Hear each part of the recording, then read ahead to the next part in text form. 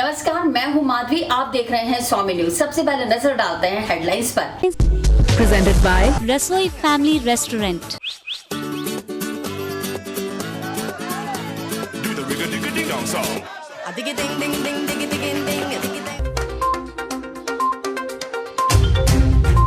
Delivery के दौरान तबीयत बिगड़ने से महिला की हुई मौत, मेडिकल बोर्ड से कराया जाएगा पोस्टमार्टम।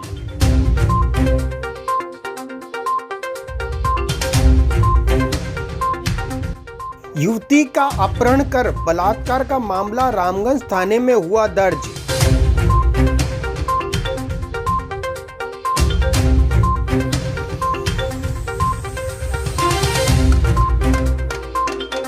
ट्रैकिंग पर गए युवक युवतियों पर मधुमक्खियों ने किया हमला, 1 दर्जन से अधिक लोग हुए घायल।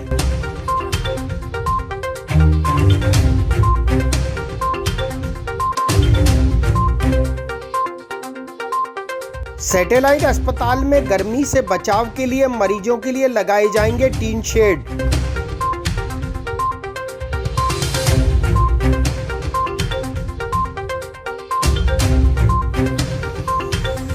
गैस रिफिलिंग हादसे के मृतकों के आश्रितों को मिले 15-15 लाख रुपए के चेक।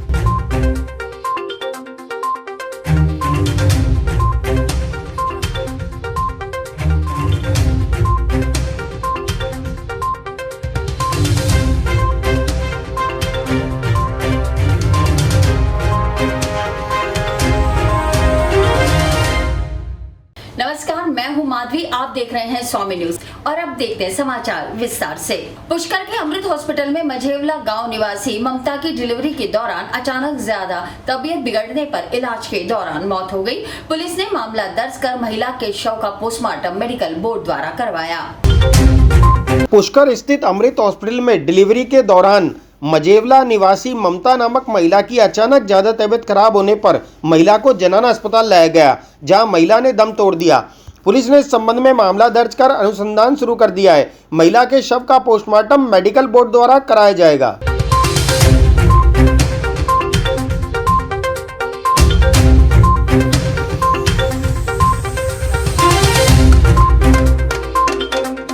कल शाम को मझेवला निवासी ममता जो प्रेग्नेंट थी, डिलीवरी के लिए अमृत हॉस्पिटल पुष्कर में आई थी। यहाँ डिलीवरी होने के बाद में वो सीरियस हो गई। सीरियस होने के पर उसकी ज़्यादा तबीयत खराब हो जाने पर उसको जेएलएन अस्पताल ले जाया गया। जेएलएन से जनाना अस्पताल भेजा गया, वहाँ पे उसको मृत घोषित कर दिया। इस संबंध में उनके परिजनों ने यहाँ जो अमृत हॉस्पिटल के जो डॉक्टर जो चला रहे हैं मुकेश चौधरी, उनके खिलाफ एक रिपोर्ट दी है, जिस पर हमने प्रकरण दर्ज कर लिया है। इस प्रकरण के ऊपर अनुसंधान कर रहे हैं। जो भी विधिक कार्रवाई आएगी होगी वो अमल में लाई जाएगी। धन्यवाद। अमृत हॉस्पिटल जो पुष्कर में है, अपने जो सरकारी अस्पताल के सामने, उसमें ममता नाम की एक महिला की डिलीवरी हुई थी। डिलीवरी के बाद में महिला सीरियस हो गई और यहाँ जब उसको जनाना लाए तब या उससे पहले, ये तो जांच का विषय है, वो उसकी मृत्यु हो गई थी। इस संबंध में प्रकरण दर्ज हो गया, अनुसंधान कर रहे हैं। जैसे भी विधि सम्मत कार्रवाई होगी वो अमल में लाई जाएगी। धन्यवाद। महिला है, वैसे तो उसका ससुराल पक्ष है करौली का और अभी उसका पियर पक्ष है मझेवला। युवती का अपहरण कर दुष्कर्म का मामला रामगंज थाने में दर्ज किया गया। युवती के परिजनों ने गांव के ही एक व्यक्ति पर अपहरण और दुष्कर्म का आरोप लगाया है। रामगंज थाना क्षेत्र में युवती का अपहरण कर बलात्कार करने का मामला सामने आया है। रामगंज थाना प्रभारी ने जानकारी देते हुए बताया कि युवती की गुमशुदगी की रिपोर्ट पहले लिखाई गई थी और उसे पुलिस ने परिजनों के सुपुर्द कर दिया। उसी रात्रि को परिजनों ने गांव के एक व्यक्ति के खिलाफ अपहरण कर बलात्कार करने का मामला दर्ज कराया है। पुलिस ने मामला दर्ज कर जाँच शुरू कर दी है।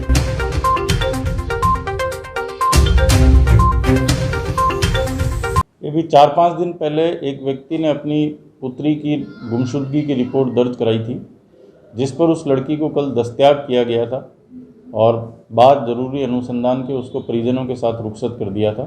उसके परिजनों ने रात्रि में उस लड़की के साथ उपस्थित होकर एक नामजद रिपोर्ट गांव के ही एक लड़के के नाम पे दी है कि वो लड़का उसे ज़बरदस्ती अपहरण करके ले गया और उसके साथ बलात्कार किया। इस संबंध में प्रकरण पंजीबद्ध कर लिया गया है और अग्रिम अनुसंधान इस संबंध में जारी है। पुष्कर में शनिवार सुबह विश्वामित्र गुफा में ट्रैकिंग पर गए युवक युवतियों पर मधुमक्खियों ने हमला बोल दिया, जिसके चलते 1 दर्जन से ज्यादा युवक व युवतियां मधुमक्खियों के हमले से गंभीर रूप से घायल हो गए हैं। जानकारी मिलते ही पुलिस और पुलिस मित्र टीम इंचार्ज अमित भट्ट एवं अन्य सदस्य मौके पर पहुंचे तथा पहाड़ी पर घायल हुए लोगों को तुरंत 108 एम्बुलेंस व विभिन्न साधनों से अस्पताल पहुंचाया। अस्पताल में चिकित्सकों और नर्सिंग कर्मियों ने बिना समय गंवाए इलाज शुरू किया। इस दौरान अस्पताल में भारी भीड़ लग गई। मिली जानकारी के अनुसार सभी घायल अजमेर के थे। ट्रैकिंग के दौरान अगस्त मुनि मंदिर के नीचे बैठकर चाय नाश्ता कर रहे थे। उसी वक्त मधुमक्खियों ने हमला कर दिया। मधुमक्खियों के हमले करते ही युवक युवतियां अपनी जान बचाने के लिए इधर उधर भागे।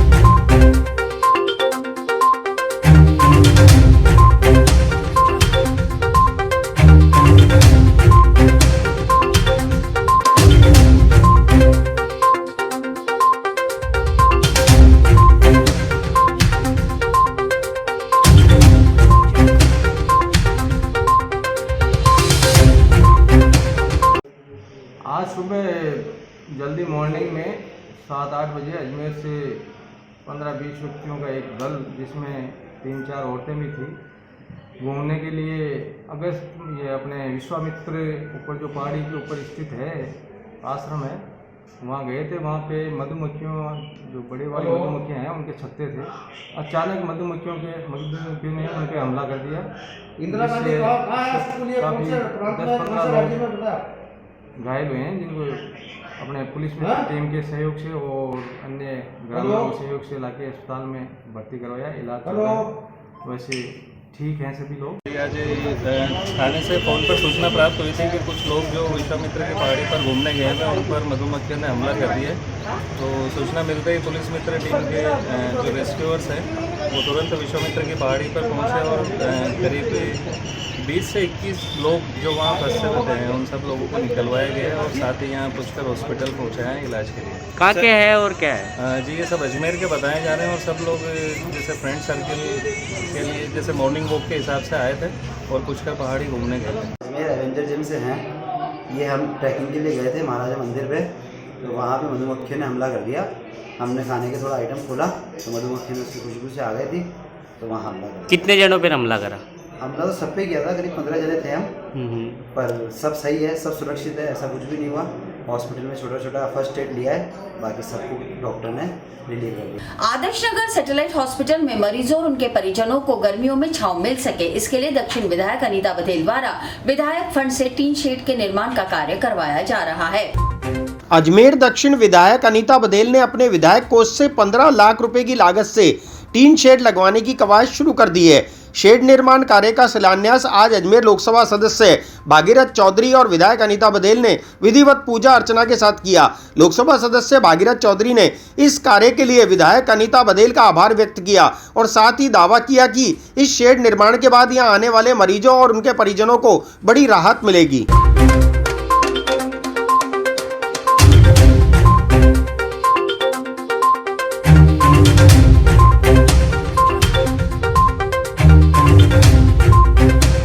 देखिए, आज यहाँ आदर्श नगर में सैटेलाइट हॉस्पिटल में ये tin shed trade main gate से लेकर यहाँ तक 15 लाख रुपए के लागत से ये हमारी दक्षिण से विधायक और पूर्व मंत्री बहन अनीता जी बघेल द्वारा इनके मत से ये आज इसका शुभारंभ हुआ है। और ये बहुत खुशी की बात है कि क्यों यहाँ हॉस्पिटल में आते हैं तो गर्मी के टाइम है चाहे सर्दी के टाइम में शेड लग जाएगा, चाहे बारिश हो, आंधी तूफान हो, तो उससे आम जन को सुविधा होगी। इसके लिए आज इसका शिलान्यास कार्यक्रम हुआ है और बढ़िया है। जनहित का इससे बढ़िया कोई काम हो नहीं सकता है। जनता यहाँ जब तकलीफ के समय यहाँ आती है और उनको सुविधा मिलती है तो ये बहुत बढ़िया, इससे बढ़िया कोई काम नहीं है। मैं यहाँ दक्षिण से विधायक बहन अनीता जी बघेल का मैं बहुत बहुत आभार व्यक्त करता हूँ कि इन्होंने अपने एमएलए फंड से बहुत बढ़िया यहाँ जो इन्होंने फंड दिया है और इसलिए आम जनता के लिए इसमें बहुत बड़ी सुविधा होगी। आज सैटेलाइट हॉस्पिटल में ये पोर्च के बाहर से लेकर के मुख्य द्वार तक शेड निर्माण के कार्य का शिलान्यास किया गया है। 15 लाख रुपए की स्वीकृति इसके लिए मेरे विधायक कोष से जारी की गई है और आने वाले समय में ये यहाँ आने वाले मरीजों के लिए ना केवल सुविधाजनक होगा बल्कि ये हॉस्पिटल का एक्सपांशन भी होने जा रहा है। कल हमारे यूडीएस डिपार्टमेंट के चीफ सेक्रेटरी यहाँ आए थे और उनको मैंने निवेदन किया था कि हॉस्पिटल्स में डॉक्टर्स के परमानेंट आवास गृह बनाए जाएं ताकि 24 घंटे सेवाएं उपलब्ध की जा सकें। तो उन्होंने लैंड एक्विजिशन, लैंड को अलॉटमेंट की कार्रवाई प्रारंभ कर दी है और आने वाले समय में एटलीस्ट 5 जो आवास हैं वो बनकर के तैयार होंगे और ये जो डॉक्टर्स की सुविधा के लिए होंगे। तो एनी टाइम डॉक्टर की ज़रूरत होगी यदि हॉस्पिटल को तो वो अवेलेबल हो सकेंगे डॉक्टर्स भी और हॉस्पिटल की आवश्यकताओं को भी पूरा किया जा सके। सांसद कोष से 24 दिव्यांगों को ट्राईसाइकिल का वितरण किया गया है। जवाहर रंगमंच पर आयोजित एक कार्यक्रम में सांसद भागीरथ चौधरी द्वारा ट्राईसाइकिल भेंट की गई। सांसद भागीरथ चौधरी और दक्षिण विधायक अनीता बघेल द्वारा दिव्यांगों को ट्राईसाइकिल का वितरण किया गया। कार्यक्रम की जानकारी देते हुए विधायक बघेल ने बताया कि सांसद चौधरी की अनुशंसा पर 24 दिव्यांगों को ट्राईसाइकिल का वितरण किया गया है। वितरण का मुख्य उद्देश्य दिव्यांगों को आत्मविश्वासी और आत्मनिर्भर बनाना है।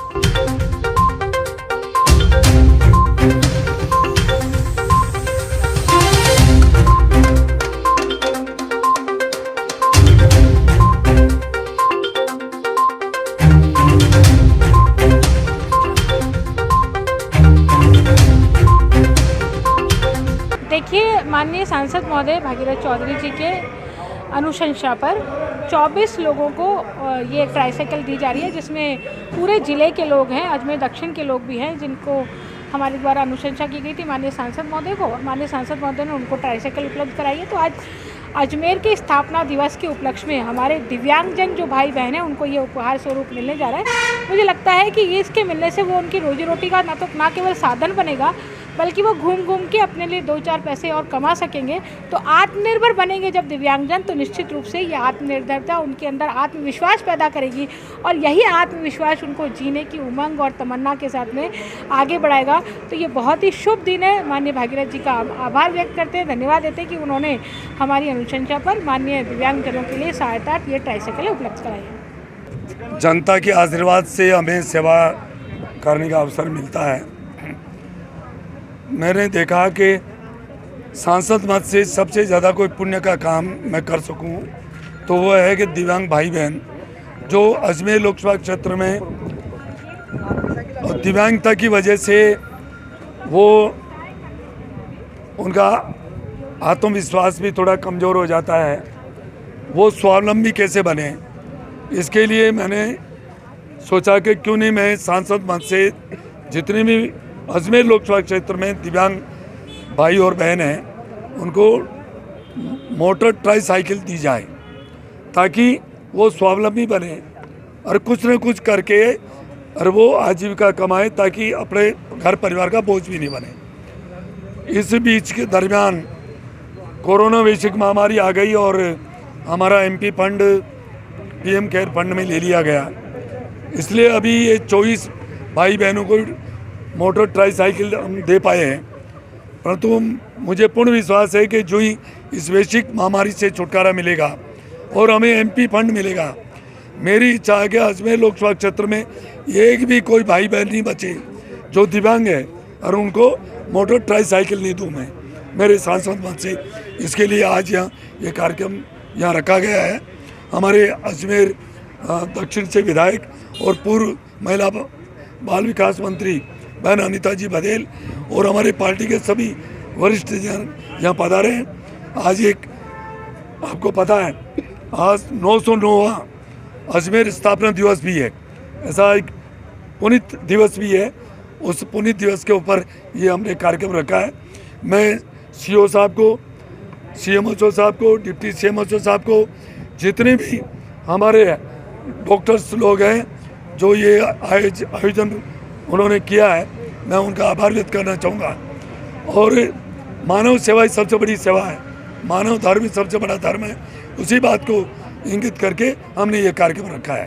2 माह पूर्व हुए पर्वतपुरा बाईपास स्थित इंडियन ऑयल पेट्रोल पंप पर मारे गए पुष्कर विधानसभा के 4 मृतकों के परिजनों को 15-15 लाख के चेक्स सौंपे गए हैं। पर्वतपुरा बाईपास पेट्रोल पंप पर कुछ समय पूर्व गैस रिफिलिंग हादसे में पुष्कर विधानसभा के 4 मृतकों के परिवार के सदस्यों को आज इंडियन ऑयल के अधिकारियों द्वारा 15-15 लाख रुपए के चेक दिए गए। इस अवसर पर पूर्व विधायक नसीम अख्तर, कांग्रेस नेता हाजी इंसाफ अली, क्षेत्रीय सरपंच व पार्षद सुनील धानका एवं आश्रित परिवार के सदस्यों के साथ ग्रामवासी मौजूद रहे। इंडियन ऑयल के अधिकारियों ने जानकारी देते हुए बताया कि 15 लाख के चेक के अलावा परिवार के एक सदस्य को नौकरी भी दी जाएगी।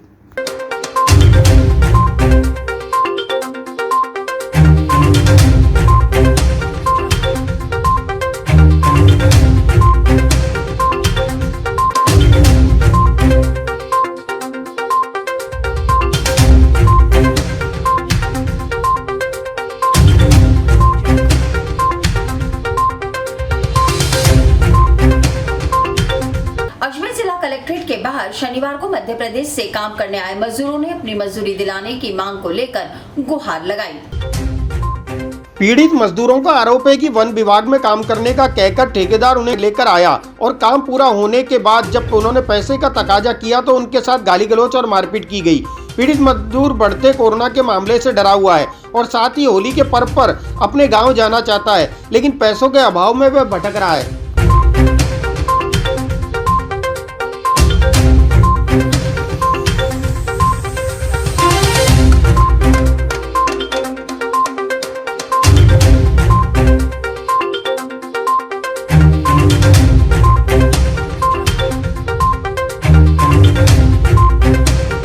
सर हम लोग यहाँ से आपके अर्जुनपुरा पड़ांगा से आए हुए हैं। वन विभाग में काम करते थे हम लोग और हमको ठेकेदार के द्वारा गांव से बुलवाया गया है काम कराने के लिए।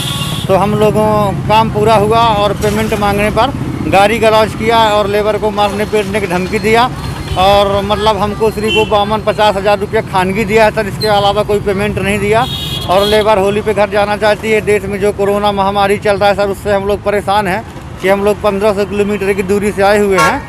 तो महोदय जी वो हमारा पेमेंट नहीं दिया तो हम लोग अपनी जान बचा करके कलेक्टर महोदय के शरण में आए हुए हैं कि हम लोगों का पेमेंट कराया जाए, नहीं हमारे लड़के बच्चे छोटे छोटे बेफालतू मर जाएंगे सर। तो हम लोग कैसे घर पहुंच पाएंगे और क्या कर पाएंगे। काई की कंपनी थी वो वन विभाग है सर, फॉरेस्ट का काम था सर वो। अच्छा, कितना पैसा मांगते हैं आप? उसमें 6 लाख के करीब है सर। कितने कर्मचारी है आपके? हमारे 30-32 आदमी है सर। क्या कह रहे हो, वो पैसा नहीं दे रहा?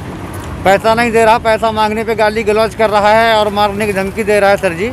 तो हम लोग अपनी जान बचा करके यहाँ तक कैसे किसी भी कदर से, और पैसा भी हमारे पास नहीं है। ये लोग कुछ खाए पिए भी नहीं है, 4-5 दिन से बेफालतू पड़े हुए हैं। तो अब अपना खिचड़ी पानी खा के गुजारा कर रहे हैं कि अपना जो भी है जब तक अपना काम नहीं होता है। तो हम विनती करते हैं और अनुरोध करते हैं कि हमें दोनों का पेमेंट कराया जाए और हमें हमारे गांव पुणे वापिस भेजा जाए। क्या सरकारी काम था वो? हाँ सरकारी काम था। शनिवार को पुष्कर में गांव में जहरीले सांप निकलने से हड़कंप मच गया। ग्राम बांसेली व ग्राम गोवलिया में 2 बड़े कोबरा सांप को रेस्क्यू किया गया। कोबरा सांपों को सर्परक्षकों द्वारा पकड़कर परिजनों को भय मुक्त कर दिया गया। टीम को आज सुबह फोन पर सूचना प्राप्त हुई कि देवनगर रोड स्थित बालाजी नर्सरी के पीछे घर में एक बड़ा कोबरा सांप कमरे में रखी ड्रेसिंग टेबल में छुपा हुआ है। वह घर में रहने वाले सभी बच्चे व परिजन बेहद भयभीत हो गए, जिसे पुलिस मित्र के स्नैक रेस्क्यूकर राजेंद्र बच्चानी ने पकड़कर परिजनों को राहत पहुंचाई। इसी प्रकार गांव गोवलिया से भी सूचना प्राप्त हुई कि बिजली विभाग पुष्कर में कार्यरत भंवर सिंह के घर में बड़ा कोबरा सांप घुस आया है, जिस पर टीम इंचार्ज अमित भट्ट के साथ स्नैक रेस्क्यूअर राजेंद्र बच्चानी, चिरंजीलाल कुमावत, अजय नाथ मौके पर पहुंचे व पत्थरों के ढेर में छिपे 7 फीट लंबे कोबरा सांप को पकड़कर परिजनों को भय मुक्त किया।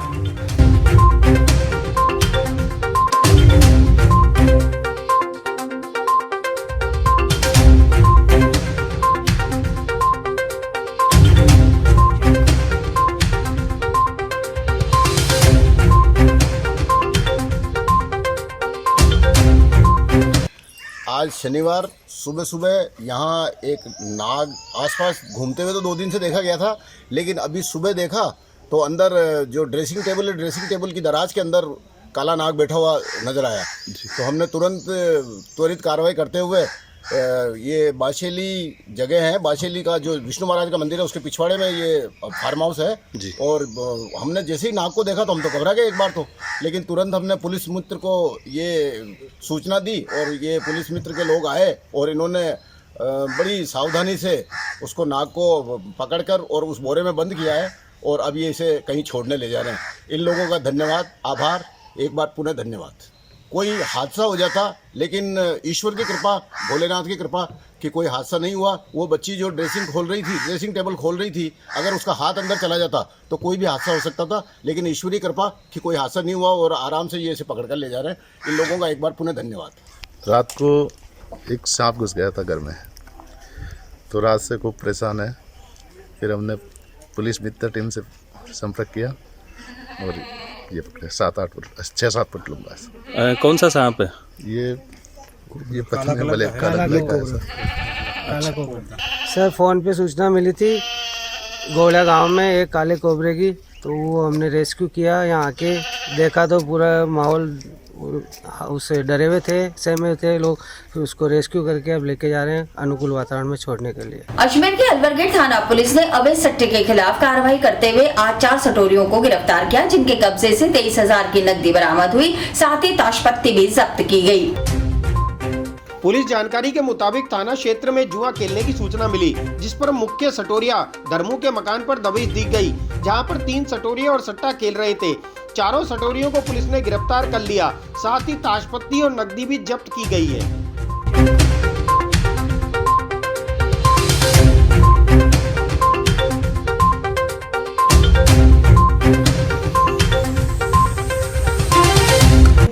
थाना क्षेत्र इलाके में ताशपत्ती जुआ खेलते हुए 4 आदमियों को हमने गिरफ्तार किया, जिससे टोटल जुआ रकम है वो 23,400 रुपये बरामद हुई है। इस कार्रवाई में सबसे बड़ी हम इम्पोर्टेंट ये मानते हैं कि हमारे यहाँ का जो HS हिस्ट्री सीटर है धर्मू उर्फ धर्मेंद्र यादव, वो काफ़ी कुख्यात है और सट्टे वगैरह की खाईवाली वगैरह करता रहता है, जुआ वगैरह खिलाता रहता है। आज हमें सफलता मिली, अक्सर वो भाग जाता है, आज उसको भी दस्तयाब किया है। उसके साथ 4 व्यक्ति हमने जो गिरफ्तार किए हैं वो है मनीष कुमार, विजय सिंह, गिरीश कुमार और धर्मेंद्र उर्फ धर्मू। इन चारों को 13 RPG के तहत अरेस्ट कर और मुकदमा दर्ज कर अनुसंधान किया जा रहा है। अजमेर नगर निगम की ओर से शहर के विभिन्न इलाकों में की जा रही सफाई व्यवस्था चरमरा गई। कई जगह कचरे के ढेर पड़े हैं, जिनसे लोगों को आने जाने में काफी परेशानी उठानी पड़ रही है। साथ ही कचरे से बीमार होने का अंदेशा भी सता रहा है। फाइसागर रोड पर पिछले कई दिनों से कचरे के ढेर सड़क पर पड़े हैं, लेकिन अभी तक उन्हें हटाया नहीं गया है, जिससे आसपास रहने वाले लोगों को काफी दिक्कतों का सामना करना पड़ रहा है। लोगों ने बताया कि नालियों में नालों से कचरा निकालकर निगम कर्मचारी सड़क पर डाल देते हैं, लेकिन कई दिन बीत जाने के बावजूद भी उस कचरे को सड़क से नहीं उठाते हैं, जिससे मच्छर पैदा होते हैं और उन्हें बीमार होने का खतरा रहता है। लोगों ने निगम से कचरा जल्द साफ करने की मांग की।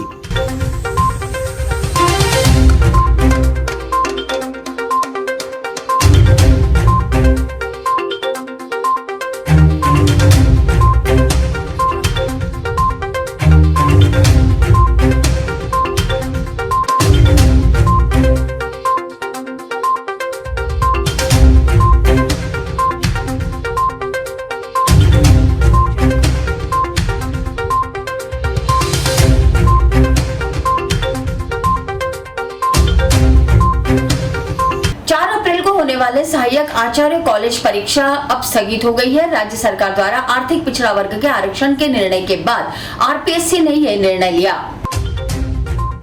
राजस्थान लोक सेवा आयोग ने 4 अप्रैल से शुरू होने वाली सहायक आचार्य कॉलेज शिक्षा परीक्षा 2020 को स्थगित कर दिया है। राज्य सरकार की ओर से EWS आरक्षण के चलते इस वर्ग के अभ्यर्थियों को आयु सीमा और शुल्क में राहत देने का फैसला लिए जाने के बाद आयोग ने परीक्षा स्थगित की है। 900 से अधिक पदों के लिए होने वाली इस परीक्षा में करीब 5 लाख अभ्यर्थी पंजीकृत हैं। आयोग परीक्षा की नई तारीख जल्द घोषित करेगा।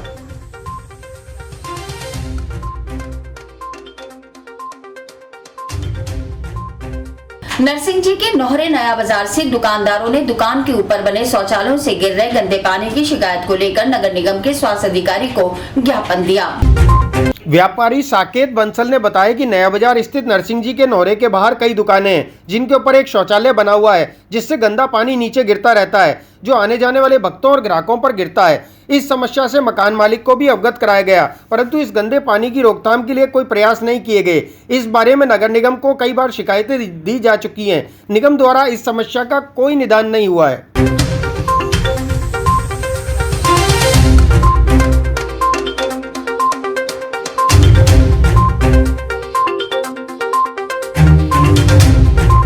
साहब ये मेरा नोरा है, नरसिंह जी का नोरा, ऊपर नरसिंह भगवान का मंदिर है जिसमें भक्त लोग आते जाते हैं, उनके ऊपर गंदा पानी गिरता है। काफ़ी समय से इनको समझा चुके हैं, इसके लिए हमने नगर निगम के अंदर भी एप्लीकेशन दी, सिटी मजिस्ट्रेट के यहाँ पे भी हमने एप्लीकेशन लगाई, उसकी कोई सुनवाई नहीं हो रही है। आते हैं लेकिन देख के चले जाते हैं, कहते हैं हाँ साहब होगी कार्रवाई, लेकिन आज तक कार्रवाई हुई नहीं। ये दुकान आपके सामने मौजूद है, यहाँ देखो कितने टब के टब भरे हुए हैं, इसे पानी नहीं कहेंगे, कितना ज़्यादा गंदगी भरी हुई है, आप अपने स्वयं आप देख ही रहे हैं। ऊपर मकान है लक्ष्मी नारायण जी अटुका का, जिन्होंने बिल्कुल गलत तरीके से अवैध रूप से ये लेटरिन बना रखी है इन्होंने। अब आप क्या चाहते हैं? ये साहब लेटरिन बंद होवे और हम सबको इससे निजात मिले, दुकानों को भी मिले, मंदिर में आने जाने वाले जो भक्त लोग हैं नीचे जो आते हैं इससे बिल्कुल निजात मिले, यहाँ से पानी आना और ये मल मूत्र जो आ रहा है ये बंद होवे आना जाना। आपके पास दूसरे आदेश भी है है? हाँ साहब, सिटी मजिस्ट्रेट आदेश आया, उन्होंने यहाँ पुलिस को फॉरवर्ड करा दिए, लेकिन उनकी कोई कार्रवाई आज तक हुई नहीं। नगर निगम से मजिस्ट्रेट वगैरह और क्या नाम है वो कई कर्मचारी आके गए, देख के चले गए, हाँ साहब चालान बना दिए, यूँ कर दिए, लेकिन उसकी कोई आज तक कोई सुनवाई नहीं हुई हमारी। ये दुकान पे पूरी सीलन आ रही है, पूरी दीवार सील से भरी पड़ी है। आज कम से कम हो गया 15 से 20 दिन, कोई सुनने को तैयार नहीं है और सीलन दिन पे दिन बढ़ती जा रही है। फर्नीचर पुलिस वाले चौकियों पे भी करी है, निगम में भी करी है, सिटी मजिस्ट्रेट साहब को भी करी है। किस चीज़ की दुकान है आपकी यहाँ पर? फर्नीचर की। कितने सालों से? 60 साल से। ये किस चीज़ का आ रहा है आपके यहाँ पर? ये समस्या ये कम से कम हो गया, ऊपर बिल्डिंग है। ये आपके ये पानी आ रहा है, किस चीज़ का पानी आ रहा है? ये लेटरिन वगैरह का और इनका है जो ऊपर ब्रोकेज हो रखा है, सारा पानी नीचे उतर रहा है। तो आपने इनकी तो शिकायत करी? कंप्लेन करी ना, पुलिस में भी करी, निगम में भी करी है, सिटी मजिस्ट्रेट साहब के आगे करी है। आदेश आए तो आदेश आ गया। पुलिस द्वारा होली पर जिले भर में सुरक्षा व्यवस्था चाक चौबंद की गई है, साथ ही सार्वजनिक आयोजनों को लेकर पुलिस प्रशासन सतर्क है। अतिरिक्त पुलिस अधीक्षक ग्रामीण किशन सिंह भाटी ने मीडिया को जानकारी देते हुए बताया कि सरकार द्वारा 28 से 29 मार्च को होली पर्व पर दोपहर 4 बजे से 10 बजे तक की आयोजन की छूट दी गई है। इसी को देखते हुए पुलिस व्यवस्था और होली पर पुख्ता सुरक्षा की दृष्टि से शनिवार को कानून व्यवस्था की समीक्षा की गई। उन्होंने बताया कि ब्यावर, पुष्कर और किशनगढ़ में होली पर अतिरिक्त जाब्ता लगाया गया है। साथ ही पुलिस कोरोना गाइडलाइन का पालन कराने के लिए पूर्णतः सतर्क है। सरकार द्वारा दिए गए समय के अतिरिक्त किसी भी सार्वजनिक स्थान पर किसी भी तरह का आयोजन नहीं करने दिया जाएगा।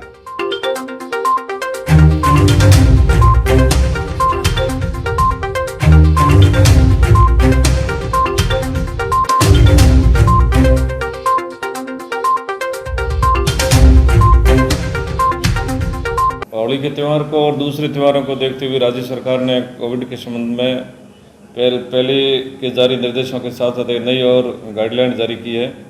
जो वर्तमान में जो कोविड की पेशेंट्स की संख्या, कोरोना की बीमारी जो काफ़ी समय बाद वापस बढ़ती जा रही है, इसको लेकर के विशेषकर त्योहारों के संदर्भ में, होली शब बारात के संदर्भ में नई गाइडलाइन जो जारी हुई है, उसके संदर्भ में हालांकि होली का त्यौहार मनाने के संबंध में कोई प्रतिबंधित नहीं है। होली का दहन का कार्यक्रम तो होगा शाम को, लेकिन दूसरे दिन धुलंडी के दिन जो कार्यक्रम होता है रंग का, पानी का, होली खेलने का, उसके संबंध में प्रतिबंधित किया गया है। चूँकि 144 धारा की पूर्व से यहाँ जिले में लागू है, लिहाजा कोविड के नियमों की पालना की जानी है और 144 धारा उसके नियमों की भी पालना की जाने हैं।